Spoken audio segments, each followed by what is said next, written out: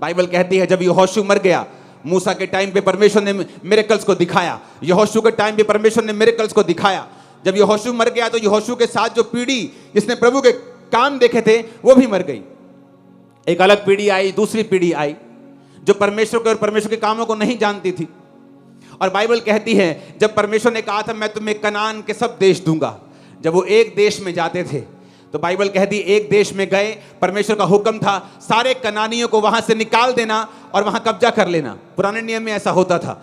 तो वो जाते थे और कुछ कनानियों को रख लेते थे। नहीं नहीं, ए मेरे खेत च काम करूगा, ए मेरे घर च काम करूगा, ए मेरी रोटियां बनाऊगी, ए मेरे पोचे लाऊगी। जो खेत च काम करूगा तो खेती वधूगी, जो खेती वधूगी ही रब दे घर दशवंध ज्यादा दवांगे।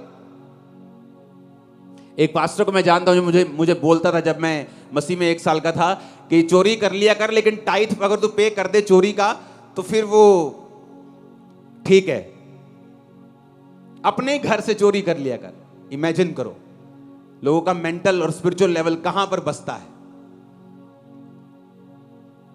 तो परमेश्वर ने कहा पूरों को निकालना, लेकिन क्या हुआ, थोड़े थोड़े रख लिए। चलो ये पानी भरने के काम आएंगे, कुआं खोदने के काम आएंगे। धीरे धीरे धीरे क्या हुआ, जब वो लोग मर गए और अगली पीढ़ी पैदा हुई, वो उन्हीं के देवताओं की बाइबल कहती है उपासना करने लगी। अपनी किसी की लव मैरिज हो गई कि काम करता है लेकिन उसकी बेटी सुंदर है, लव मैरिज हो गई, उसके बेटे से लव मैरिज हो गई। लिखा उनमें शादियां होने लगी, उनके देवताओं की वो उपासना करने लगे। और वचन में लिखा है परमेश्वर ने कहा था कि जब तुम मेरी वाचाओं से मुड़ जाओगे मैं तुम्हारे शत्रुओं को आज्ञा दूंगा कि वो तुम पर कब्जा करें और तुमसे काम करवाएं, तुम्हारे बीजों को खा जाएं और तुम बेचैन रहोगे। और सारे वचन उनकी लाइफ में पूरे होने लगे। रीजन ये कि परमेश्वर की आज्ञाओं को माना नहीं।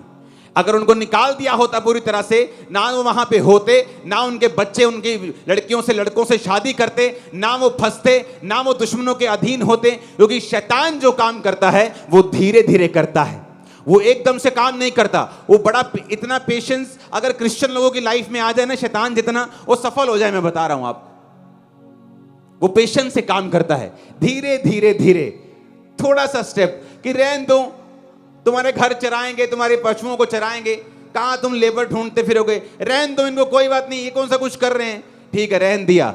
40 साल बीत गए, 50 साल बीत गए, एक पीढ़ी मर गई, जो दूसरे बच्चे पैदा हुए, ना यहोवा को जानते थे, ना वचन को सुना था कभी इतना, ना मिरेकल्स को देखा था, उनकी बेटियों से उनके बेटों से शादी करने लगे और फंस गए। जब वो फंस गए, उनके देवताओं की उपासना करने लगे, तो वचन कहता है कि परमेश्वर ने मोआब देश, वो देश जो इज़राइल की ओर देखते तक नहीं थे, इतना डरते थे, उन पर जाकर कब्जा करने लगे और शैतान उन पर कब्जा करने लगा।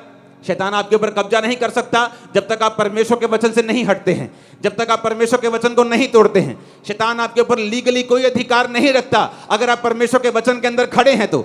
इसलिए शैतान बड़े धीरज के साथ काम करता है। वो आपसे छोटे छोटे स्टेप्स उठवाता है, धीरे धीरे छोटे छोटे स्मॉल स्टेप्स के साथ वो काम करता है। उसे मालूम है अगर मैं ये छोटे छोटे स्टेप्स उठवाऊंगा तो आने वाले समय में छोटे स्टेप का बड़ा बतंगड़ मैं बना सकता हूं। इसलिए वो छोटे छोटे स्टेप्स के साथ आपको फंसाने की कोशिश करता है, क्योंकि वो जानता है कि आप मसीह को जान चुके हैं।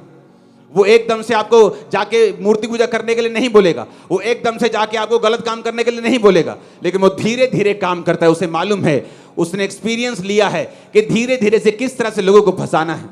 लेकिन अगर आप अपनी पर्सनल जिम्मेवारी को समझेंगे, अगर आप समझेंगे कि परमेश्वर ने आपको खड़ा किया है कि विश्वासी के रूप में अपनी गवाही को बना के रखें। अगर आपके बेस्ट फ्रेंड के सामने आपकी गवाही सही नहीं है, आप एक रियल क्रिश्चियन नहीं हो। अगर आपकी फैमिली के सामने आपकी टेस्टिमनी सही नहीं है, आप एक रियल क्रिश्चियन नहीं हो। अभी तक आपने क्रिश्चियनिटी को पहचाना नहीं है। मैं आपको बता रहा हूं, मेरी गवाही मेरी फैमिली के सामने शुरू हुई कि मैंने नशे छोड़ दिए, अपनी गवाही पे खड़ा रहा। गलत काम छोड़ दिए, अपनी गवाही के ऊपर खड़ा रहा। मेरे रिश्तेदार आए बोलने के लिए कि ये एक दिन तू वापस अपने धर्म में आएगा और तू पछताएगा। मैं अपनी गवाही के ऊपर खड़ा रहा, अपनी गवाही कभी खराब नहीं होने दी। मेरे क्लोजेस्ट पर्सन जो मुझे सबसे अधिक जानते थे, वो सबसे ज्यादा प्रभावित थे मेरी गवाही से। मेरे बेस्ट फ्रेंड जो कॉलेजेस से मेरे साथ थे, वो बड़े हैरान थे मेरी गवाही को देख के कि तूने जिन चीजों को एकदम से छोड़ा है, लोग सालों तक छोड़ नहीं पाते, किस तरह से तू बदला यार, कमाल की बात है। और वो गवाही जो मेरे पहले सिर्फ बेस्ट फ्रेंड सुनते थे, मेरे करीबी सुनते थे, और उस गवाही को मैंने बना के रखा है। आज देश सुनते हैं, सभी देश।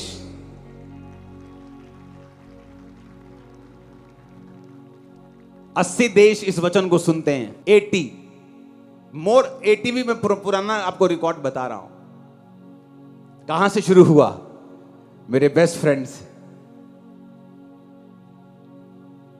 फ्रेंड से टेस्टिमनी शुरू हुई, 80 देशों तक पहुंची। फ्यूचर देखो कहां तक पहुंचे।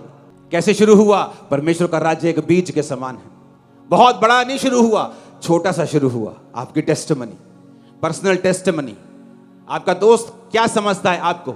आपकी मम्मी आपको क्या समझती है? आपका बाप के सामने आपकी पोजीशन क्या है? उसको मालूम है आप झूठे हैं, उसको मालूम है कि आप कैरेक्टरलेस हैं। आपकी फैमिली को मालूम है कि आप बात बात पर झूठ बोलते हैं, आप कैरेक्टरलेस हैं, आप चोर हैं, चोरी का पैसा घर में उसको मालूम है। अगर घर में गवाही खराब है तो चीज जो घर में खराब है परमेश्वर से पब्लिक में कैसे लेके जा सकता है? जो लोग आज बिगड़ चुके हैं, जो पास्टर्स आज बिगड़ चुके हैं, वो पहले बिगड़े हुए नहीं थे।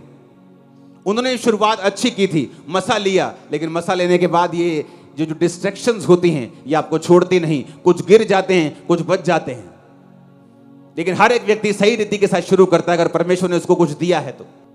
हालेलुया। परमेश्वर के दास के द्वारा टीचिंग्स को सुनने के लिए, अनाउंसमेंट्स और अपडेट्स को जानने के लिए आप हमारे YouTube चैनल को सब्सक्राइब करें और साथ में बेल आइकन को दबाएं ताकि जब भी कोई नई अपडेट हो तो आप सबसे पहले जान सकें।